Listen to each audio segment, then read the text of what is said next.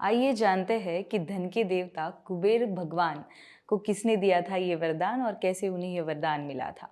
तो शिवपुराण के अनुसार ऐसे कहा जाता है कि अलकापुरी निवासियों और यज्ञदत्त के पुत्र गुणनिधि ने एक बार कड़ी से कड़ी तपस्या की थी भगवान शिव जी की काशी नगर में।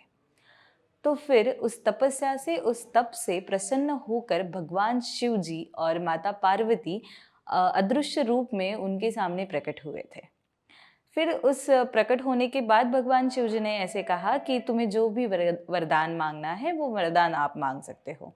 तो उस पे गुणनिधि ने कहा कि मुझे कोई वरदान नहीं चाहिए, बस आपके दर्शन चाहिए।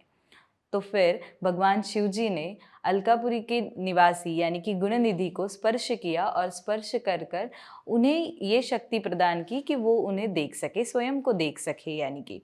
तो फिर ये जैसे ही शक्ति प्राप्त हुई तो गुणनिधि ने अपनी आंखें खोली और जिस प्रकार से आंखें खोली उनके सामने माता पार्वती का रूप आ गया। और माता पार्वती को देखते ही गुणनिधि ये सोचने लगे कि इतनी सुंदर स्त्री कौन है और इतनी ये सुंदर है और भगवान शिव के साथ है, तो ज़रूर इन्होंने बहुत ही कड़ी से कड़ी तपस्या की होगी।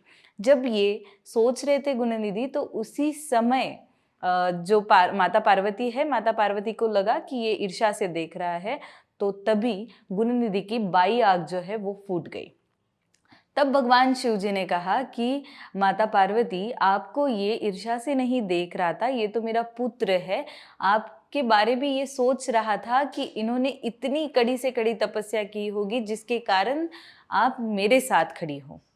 फिर ऐसा कहते ही भगवान शिव जी ने खुद से ही उन्हें ये वरदान दे दिया कि आज से तुम धन के देवता कहलाओगे, यानी कि कुबेर भगवान कहलाओगे। और उसी के साथ ही साथ ये आश्वासन भी दिया कि आपकी जो अलकापुरी नगरी है उसी के निकट कैलाश पर मैं निवास करूँगा। तो इस प्रकार से भगवान शिव जी प्रकट हुए थे, जिसके कारण कुबेर भगवान यानी कि हमारे धन के देवता का जन्म हो गया है। और इसी प्रकार की और भी अच्छी अच्छी वीडियोस देखने के लिए, अच्छी अच्छी कहानियाँ सुनने के लिए हमारे चैनल को सब्सक्राइब करते रहिए और लाइक भी करते रहिए।